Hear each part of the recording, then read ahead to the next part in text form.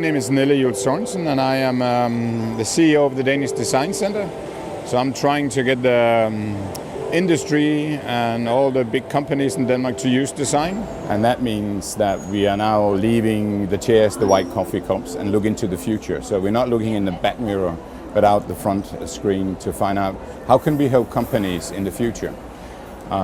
So that's what we're doing, and now we created a whole new environment of young people who are hackers, and we merged them into the business world, but doing it in a design way.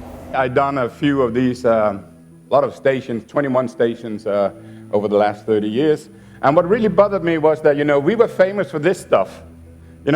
Fantastic chairs, when the chairs were not really selling, we just put another color on it. So I thought, maybe we should start designing for the 99% of people. Do some design that gives meanings to people, that we can engage in. I realized by working with big companies like Nike and NASA and IKEA, that if we could focus on the systems, that is, maybe where the gold is as a company, but it will also make me as a human being. I will understand things, or it will be seamless.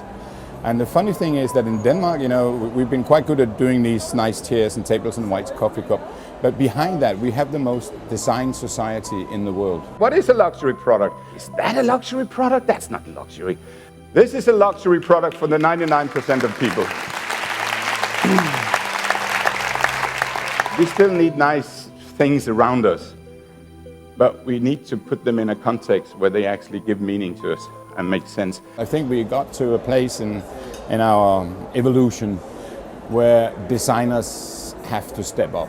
I think now it's the creative people, and how can we solve the problems we have, because it's not about money, it's about people. It's about someone who can decode the life that you have and I have, and how to find out to move that on. What are we going to do now? So when I walk the streets of Cape Town, I see, oh, there's a lot of things we can start. And what will the new be? Like in 5 years, we have to sit down, start talk to each other. What will happen in 5 years? What will happen, when we come out and the next, in 20 years? If we go like Ray Kurzweil, we'll have a computer in here doing everything, an avatar doing most of what we do, sensors everywhere. Maybe we should start designing the systems and not the gadgets. And so we are forcing people, the designers, could you please look at the system, and because if we can fix that, then we have time to design the gadgets. And could you also start not just looking at Denmark, but looking at, we are, one planet, and you have problems here, we have problems, and maybe that, when you solve something, we can learn from you.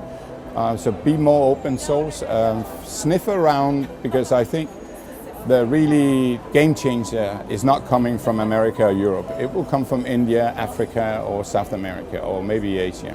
I'm asking young designers to don't mirror your mom and dad's world. A lot of young people where I come from would like to be what the mom and dad was, because they can see that was a good life. They had a fantastic childhood, so I'll do the same. But maybe what their mom and dad did was okay at that time, but it's going to be irrelevant. So find out to form your own future. What we've been doing is we take in natural resources, then we take it away, sail it all over the seas, then we make something, and then we basically throw it away, and we have a lot of waste. That is not going to work. So we need to go into what I call the circular economy. We need to divide stuff, upscale it, so a plastic bottle will go back in the system. And if any of you have a French car, Renault, your engine block have been out running like 5 years before you bought it. They take them back, change a few things, and off they go again. And it saves them a lot of money. It saves us a lot of material in the world. So that's how we should start thinking. We should start thinking totally different. I think a lot of times we have things which is thought out by really clever people, but they're so clever that when I get it, I can't find out, because I don't care about reading the book. So to me, it's about making these systems that you actually don't notice. And so when it's hidden away and you're just there, and that's the human being. It's democracy. It's taking care of everybody. And I think it's so crucial to me that I'm well off. I have a good salary, but I also have the responsibility to look at the ones who, for different kind of reasons, didn't make it.